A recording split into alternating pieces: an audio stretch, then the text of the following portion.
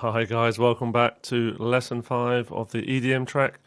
Okay, so the main focus of this lesson is to teach you how to put in effects, where to find them and how to put them in, editing the samples and maybe put some effects on like reverb and auto pan, that kind of thing, and a bit of flange just to give them a little bit of movement and a little bit of life. Just quickly before we do the effects, again listening to the track, we need to just put in a simple bass line here. So if you go to your MIDI folder and drag in the bass MIDI onto one of the blue tracks, just give you a look of what that looks like. It's basically the same line as the riff, but just the bass line. In other words, not doubling up the riff like we did on the synth. Here's what it sounds like. Okay, it just adds a little bit of a backbone to that synth riff. So you should know how to do this by now. If you've watched the other videos, you'll know how to bring in the MIDI. You'll know how to go to VST window, right click, add rack instrument, add another instance of Silent. Come over to make sure you've got your blue MIDI track with your bass on it highlighted. Obviously come over and assign it to the most furthest down Silent there, which is number 9 in this case. And then you just bring up your Silent and load patch, load preset, and in your folder that you downloaded should have all the presets, and just double click on the bass synth. And as I said to you in a previous video, I have started with a Vandalism patch because they're really good patches, but I have tweaked a few things on here and then saved it, so so that is the version that you'll be using. And I've just come into the mixer window, gone right across to the right hand side and just brought down the bass on the far right hand side here, just brought down the bass in tune with the rest of the track.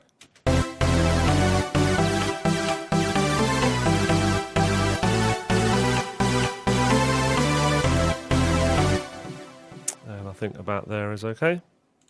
So that's what I've done so far. We're now also just again listening to the synth riff. It's not bad at all, but I just want to add a couple of more elements just to fill it out a little bit. So like we did with the other riffs, we're going to fill them out by layering them up. So I'm just going to copy down another 2 times, and I'm going to add 2 more copies of Silent.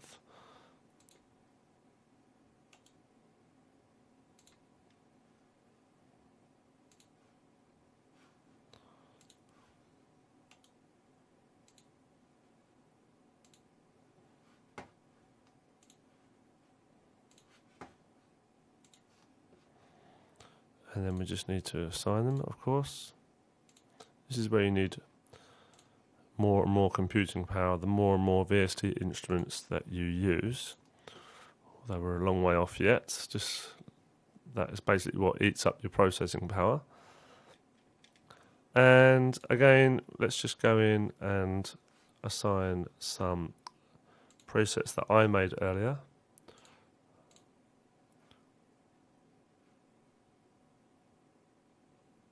Build up riff synth 2, and go down to the third one of the 3,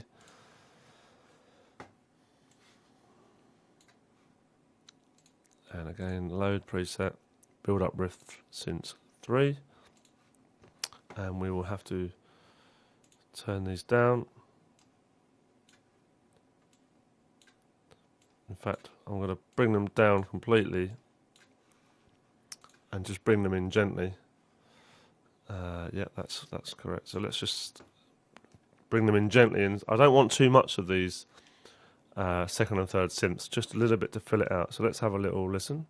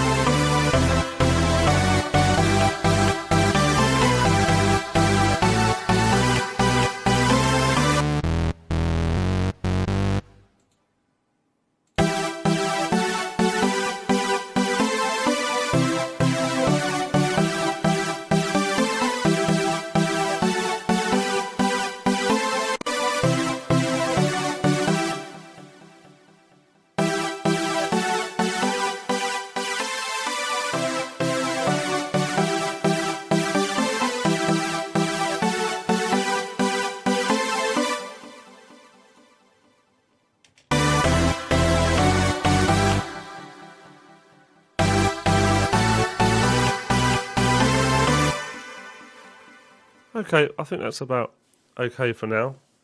So what we did there, we've added in 2 extra elements to the top end of the synth, just to fill it out a little bit, but only a tiny amount. Hopefully you could hear that when I was soloing and muting. And on the lower, more body part of the synth, I've just taken out a little bit of the bass, a bit of the low end, to make way for the bass line and also just to make everything sit together. But we'll come back to that bit later on, perhaps in the mix, and we'll have a listen to the whole thing as a whole and see how it sounds. And incidentally, this first riff here is we're going to automate the cutoff, so it's all kind of like plinky short notes, and this is the bit. So this is what it sounds like at the moment. But that will be short plinky notes with the cutoff automating and opening, and then it will then turn into this sort of epic synth. Okay, so now it's time to start bringing in all the effects. Now I went through lots of different sample packs and picked out several different effects that I wanted, and obviously tried a few in certain places and it didn't work, so I went back and found something different. The point I'm making here, I'll just show you how many of the effects there are. If you go import on your audio pool and go to your audio folder, you will see that there are 1, 2, 3, 4, 5, 6, 7, 8, 9, 10 different effects in here, and they all play a vital role at certain parts in the track. Build ups, build downs, kind of little taps, little whooshes here and there, all make up a fuller song, if you like, a fuller production. But the point I'm making is I didn't just go in and find one sweep up sound and use that all the way through the track, or a couple of effects perhaps and just use it for laziness all the way through. You really should be trying to find different sounds for different aspects of the song. So let's go ahead and bring these into the audio pool.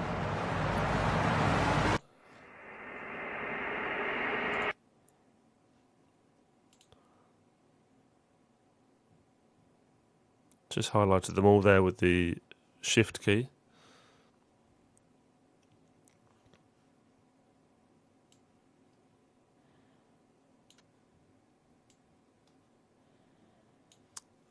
And incidentally, by the way, the numbers after the description, so build up hits 17-2 and 37, is if you want to do this sort of more quickly rather than... Actually, let's start that again. What I actually recommend you do is bring in these effects and you put them in where you decide, where you think they go. If you have a listen to all of them individually, they're all different, and I want you to decide where they go in the song. But if you're short of time, I've actually put the bar numbers in as well. So, for example, build up hits goes in bar 17.2. So, in other words, you come into 17, zoom in a little bit, and you can see it goes 17.2. It goes in there. Just obviously just drop that 17.2. Drop that in onto an audio channel on one of your effects channels, probably the greens because they're stereo, and just do that. And then also it's on bar 37 as well. So, for example, this one's used a few times: 35.3, 39.1. etc., 12.1, etc., etc. So I'm going to start bringing all them in, and then we'll have a look at changing the length of the sample to fit. We'll have a look at the volumes. We'll have a look at the intro and outro volume envelope. We'll have a look at, and then we'll have a look at blending them in with flange, chorus, panning, all sorts of things, and just to make sure that they sit correctly. So I'll get on with that, and I'll see you in a moment. Okay guys, you should end up with something looks something like this. Anyway, all the effects in there, all the green ones.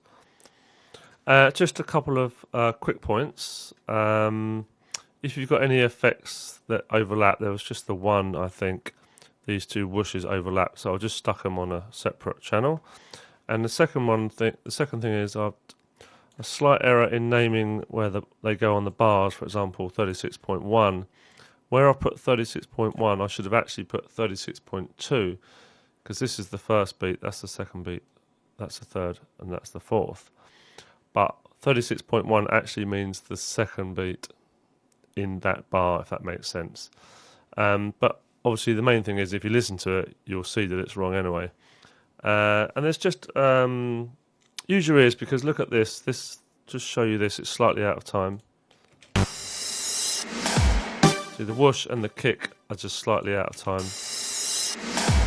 So literally just change your quantize to 16ths. Move that over, for example, just so you can see that the whoosh peak. In fact, we can make that even slightly better. Take off the snap. Can you see the peak of that whoosh there? Just zoom in a bit more. You want that obviously to start at the start of the beats, just like the impact kick does. So now that should sound a bit better. Yeah, they're together now.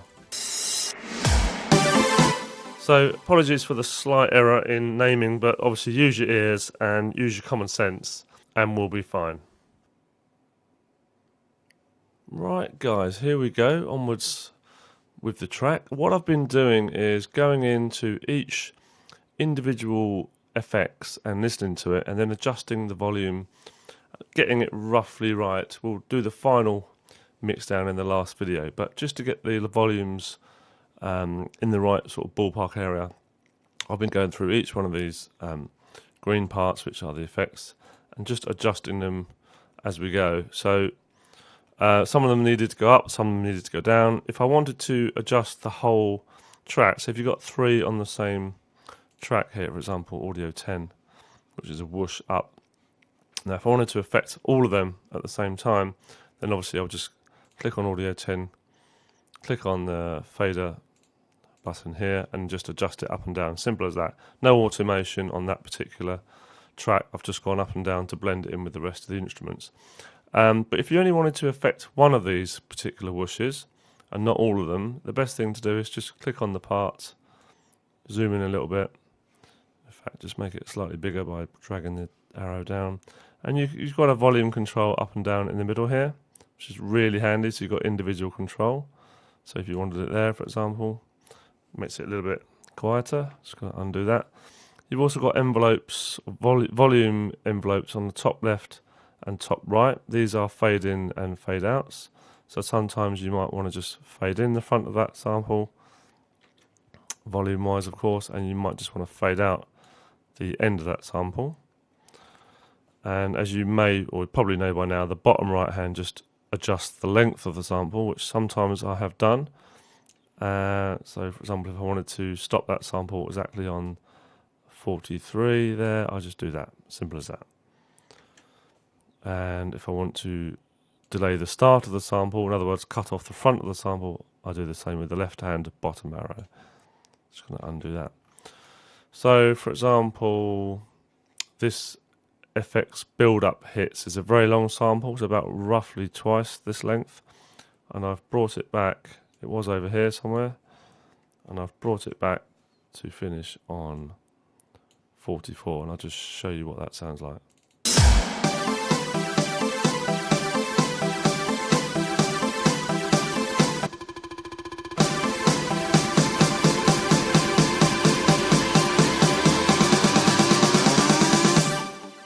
I want everything to stop there on 44.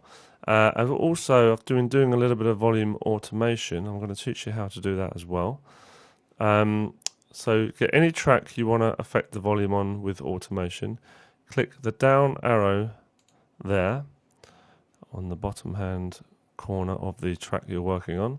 And the first thing that will come up is volume. We will go into affecting other things a bit later on, but just to keep it simple to start with, we'll automate the volume. And we'll do it on the one that I've already done, which is the FX build-up hits. Now this was a little bit loud when it first came in. I wanted it to build up slowly in volume. So you click on, well, there's two ways you can do it. You can draw in the automation, which is what we've done here. You need to click on the read, which is the R. Then you can start putting in little dots, automation points or edit points, and then you can start. For example, let's just show you what that sounds like. You can see the volume. So you can see the volume goes up and down there. Let's just undo that. So all I've done there is just gradually brought the volume up as that sample goes along, because it was a bit too severe, a bit too loud when it first came in. And of course, using the same process, you can automate the panning or the EQs or any of the parameters in the VST window, which is what we're going to do a little bit later on. I also did the same on the snares. The snares were just a tiny bit too loud when they came in, so I've just, as you can see, I've just brought down the volume slightly. They go up slightly, and then even to add a little bit more impact at the end, they've just gone up slightly at the end there.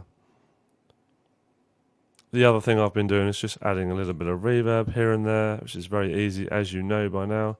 For example, this kick here, which is the impact kick. I've just gone in, as you know, click edit settings, and just turned up the reverb there. So let's do a with and without.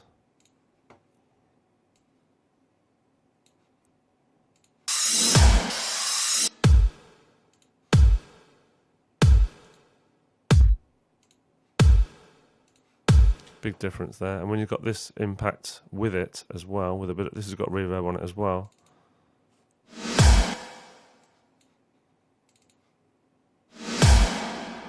Sounds quite nice. And then just play that in the track for you.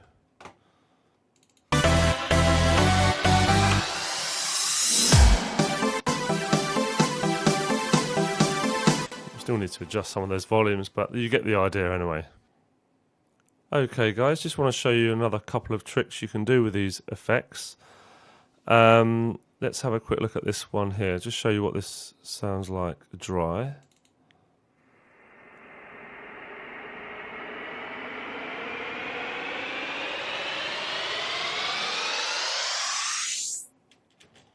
Okay, so it's pretty boring at the moment.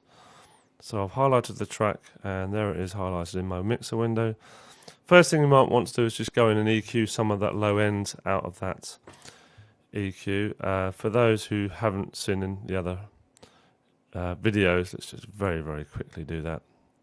Just go to EQ there, Studio EQ, and literally just, actually let's choose band 1, choose the cut, and you can just take out some of the low end like that.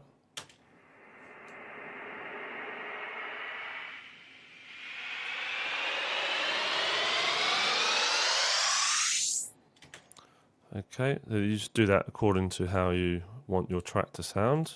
It's not, you don't always have to do that, but it's sometimes a good idea just to take out more and more of the lower frequencies. It might mess up your mix if you leave them in. The second thing you might want to do is just add a little panning. So go down to modulation, choose auto pan, and just mess around with the rate and the width. Let's just do that for you now. This is obviously it's going to go from left to right, and you've got to select your waveform, so sine waveform or more of a sawtooth.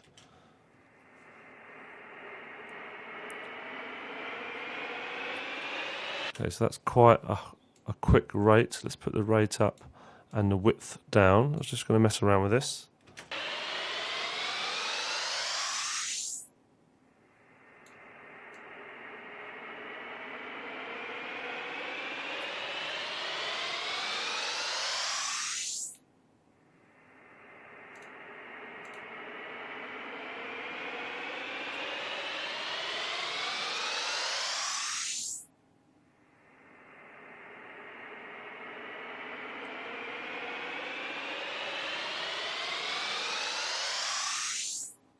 I think something around there is good. I like a kind of a slow panning from left to right, and also I like the width to be not too wide.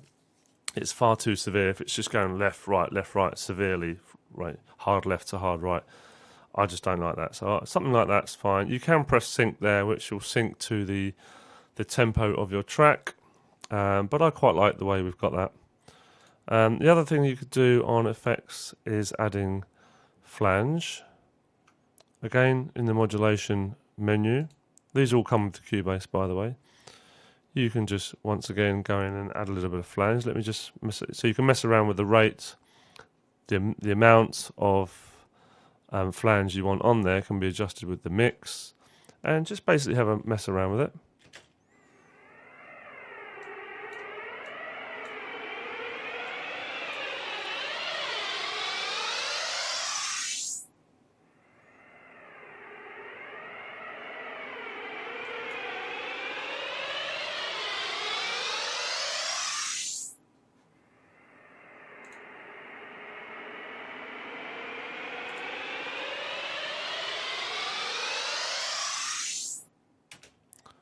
So I'll let you have a mess around with that yourself.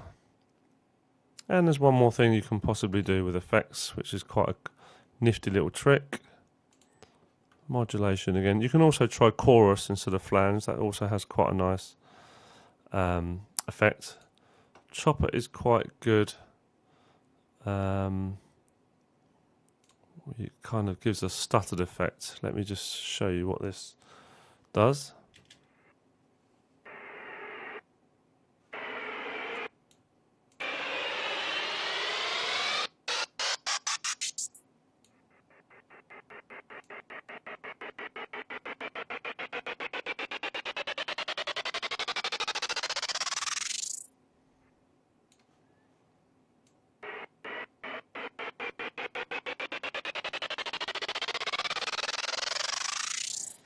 So you can see I'm adjusting the speed of the chopper as the track is playing, and I can actually record that in automation if I want to. In fact, that's the other way of doing automation. I would just select right on here. In fact, let's just do that.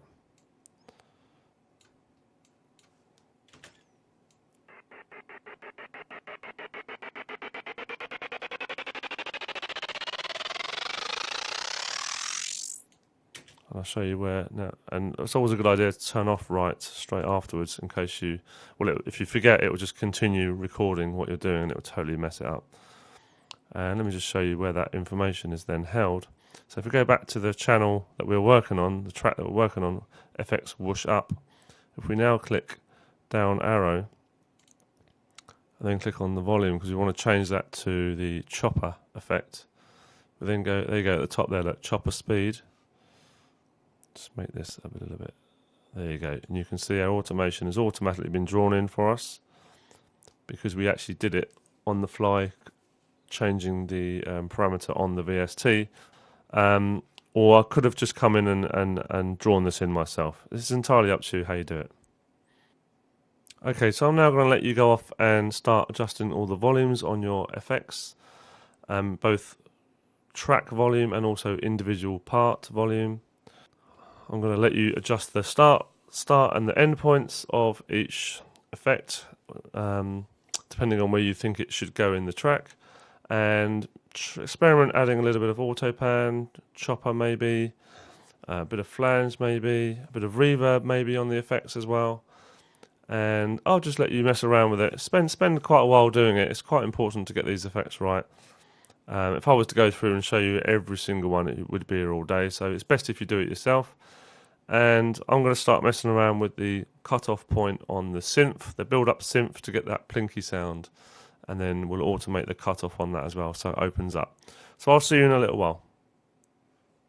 Okay guys, welcome back. Here we are working on the, what I can only describe as the plinky plonky synth, which is the same synth but with the cutoff frequency changed quite a bit. I'm going to show you how we automate that. So we're working on bars 21 to 29. You may want to highlight that area in your arrangement window. We're on this build up MIDI riff, which is on channel 48, MIDI 01, and that is assigned to Silenth, although it says Silenth 8 there. It's just track number 8. It's actually the 6th Silenth we're working on. 1, 2, 3, 4, 5, 6. So it's not number 8, it's number 6, because it's the 6th instance of Silenth we've used. The reason why that's important is because when we want to draw in the automation, we need to go and get the VST synth that this MIDI part is triggering. So just scroll to the bottom. We want the 6th instance of Silenth as previously stated. So just grab the one that says 6 on it. We want to bring that folder, take the folder up and just plonk it underneath the one you're working on. And there we have it. And now we can make this track bigger and going in and adjust this cutoff frequency. Now click on the actual parameter, go to more, and now we've got all the parameters under the VST silent. And I'm looking for cutoff frequency. So you've got filter A cutoff, filter B cutoff. They're the ones on the individual pages. We want filter control cutoff. That will be the main control cutoff. And we need to click read, and we need to start adding in some points.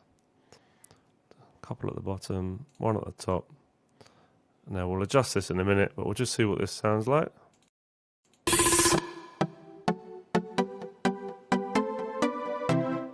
Okay, so it's opening up a little bit too quickly. We want it to open up quite a bit at the end, but quite steeply really. In fact, we want this quite plinky for the first bit. Let's just see what that sounds like.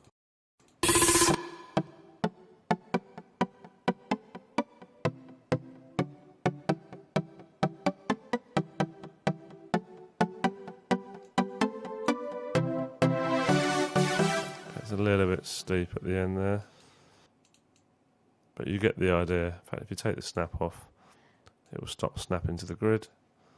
So something like that, you get the idea. I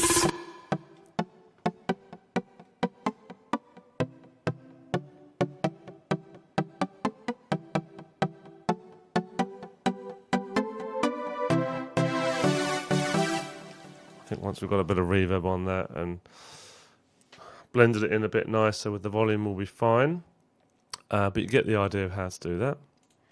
So let's go to the actual VST itself and just show you what's happening.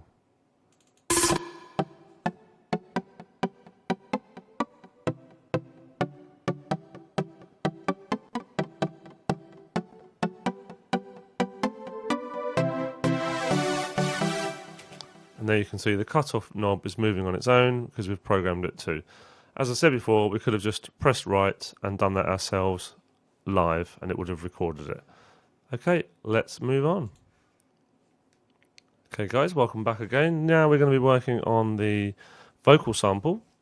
I used a couple of vocal samples in this track. One that I recorded myself on just because I felt like it and I didn't want to just keep using samples from sample packs. Plus I wanted to explain to you how I made my voice sound how I wanted it to sound. Obviously I don't like my own voice, so I just pitched it down, put some distortion on it, etc, etc. And I wanted to just show you how easy that is to do that yourself rather than sifting through again lots and lots of samples where you can't get the one you want. And also the second sample we will be bringing in is from a sample pack. It's just a little hey sample that just comes in after the intro. Okay, so if you want to record your own sample, just come up to one of your mono tracks, which are the sort of reddy purple ones. I'm on audio 40 here, and I've highlighted 44 to 45 because that's where our everybody feel the drop sample will go in. And just quickly, if you wanted to record your own voice, obviously have your microphone set up into your computer, into your sound card. If it's a dynamic microphone, you don't need phantom power switched on, which is the plus 48 volts. And if it's a condenser microphone, then you will need to press the plus 48 volts button, otherwise there will be no power to the microphone. So it's as simple as getting your cursor ready, soloing the track you're working on, hit record, 1, 2, 3, 4, and we'll just play that back. 1, 2, 3, 4. Okay, so it's as simple as that. And we can adjust any timing issues a bit later on. There's no problem with that. I'm just going to undo that. Obviously, we're not working on 1, 2, 3, 4. I'm going to go to the audio port because I've given you the processed version of the sample and the unprocessed version. So just go to import. So you've got feel the drop processed. Everybody feel the drop. And this is me doing it completely without any effects on it at all. Everybody feel the drop. Quite a bit different. Let's bring in the unprocessed version.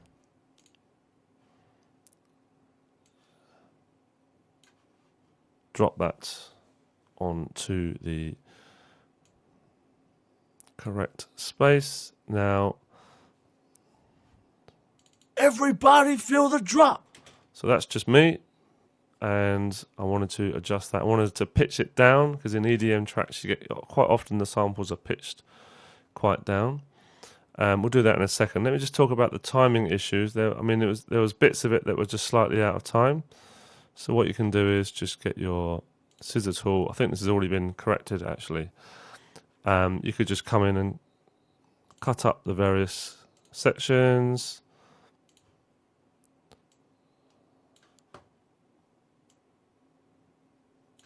And you can always just take off the snap. Say like this bit was a bit too early, you can just drag it back slightly, or you can cut a little bit out of there, move it slightly, or if this bit was slightly late, if this third section was slightly late, you could just bring it in a little bit, like etc, etc. You can adjust the timing that way. Just going to undo all that. Control Z, by the way.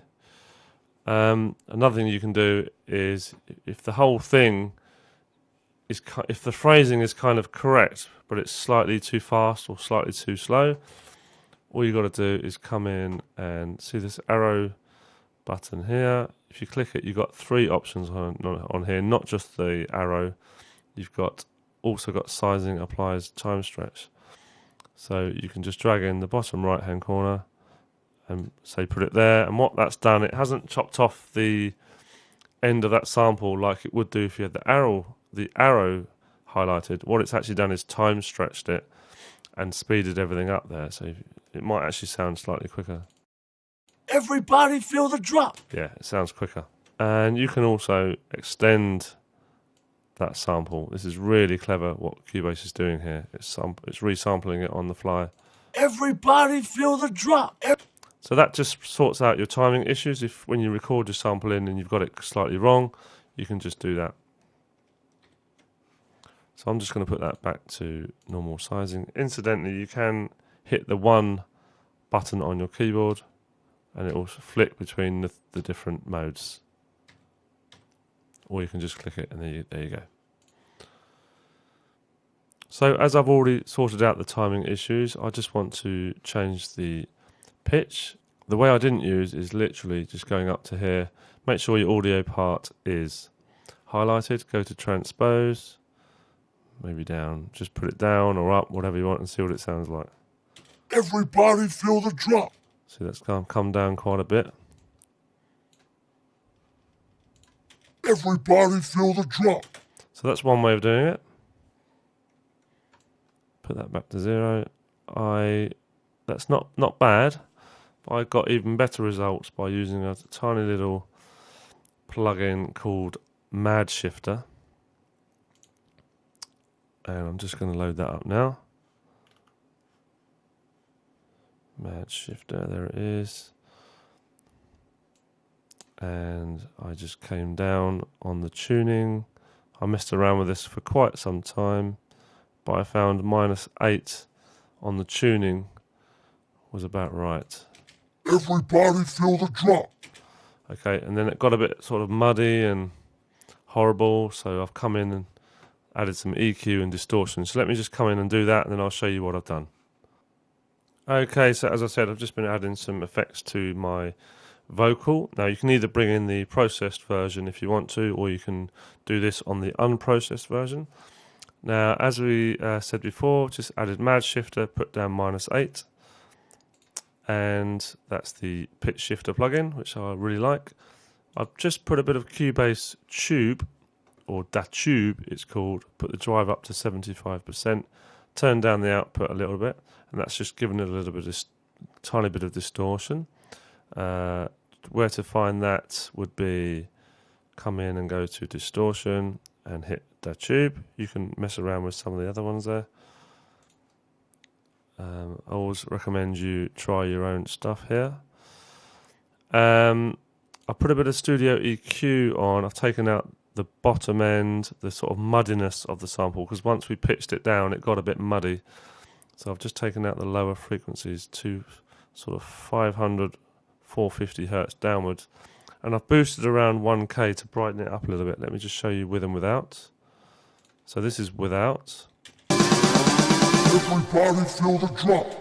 Quite muddy. And this is with. Everybody feel the drop. Quite a bit different. Let me just solo that, make that easier.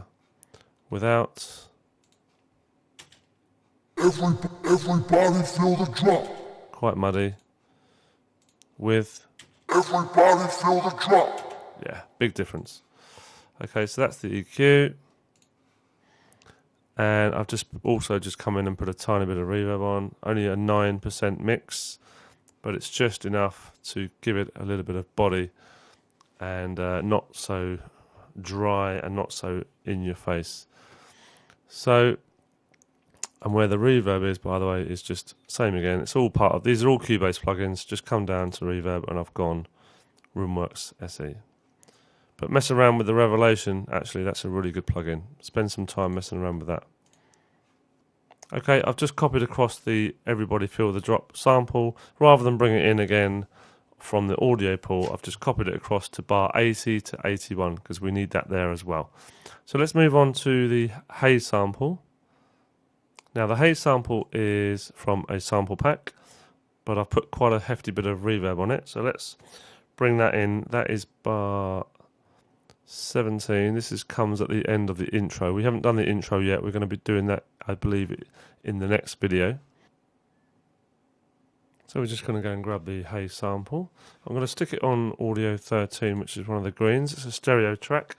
That's because I want a bit of ping pong stereo delay on this sample. And it's going to go in on bar 17. So go to import. Find the haze sample, open it up,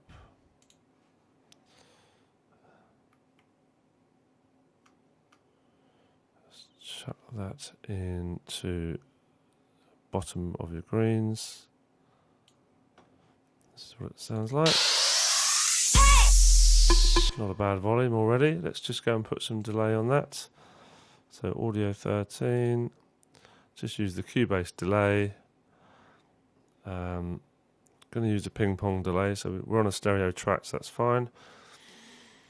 Just use a preset for quickness. Lead ping pong delay. Double click to get rid of that window. And let's have a little look what that sounds like. Okay, so I want it to sync to the beats. So that's, I'm going to need 1/4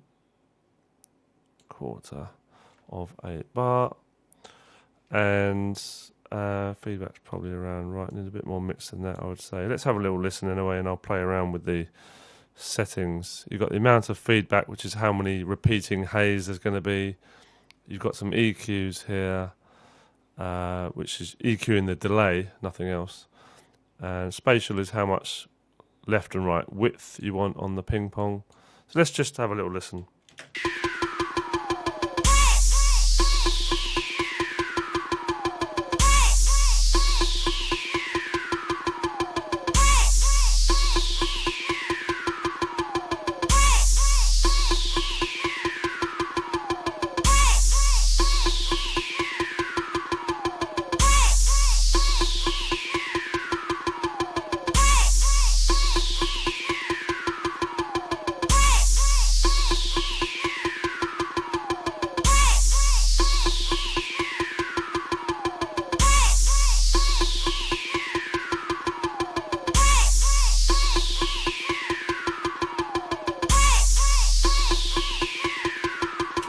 Okay, for now that's fine. We'll adjust that more when we're mixing it down. Once we've got the intro in there, because that all fades out about here just before the haze sample. We need to adjust the length of those haze depending on when the next bit comes in. But I think we'll leave that for the final mix down. And we just want to copy the haze sample across to It happens one more time in the track, which I believe is around the 60 mark. So let's just do that now. Just going to zoom out a little bit, grab that little guy, go along to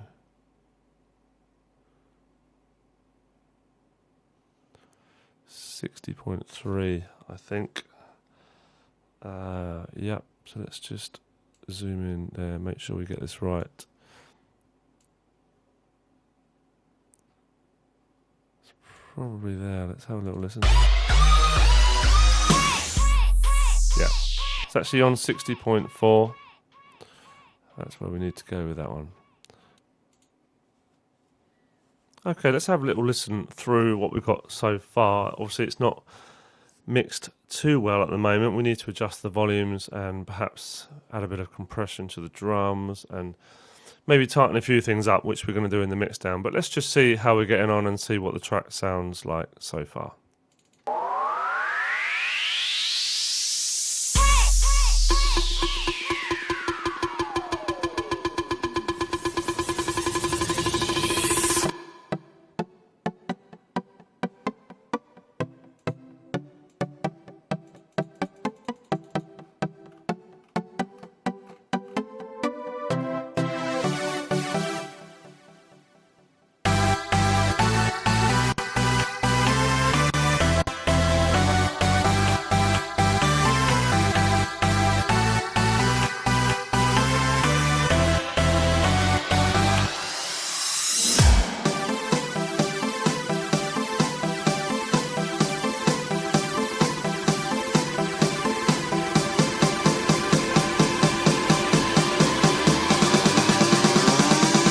Everybody feel the drop.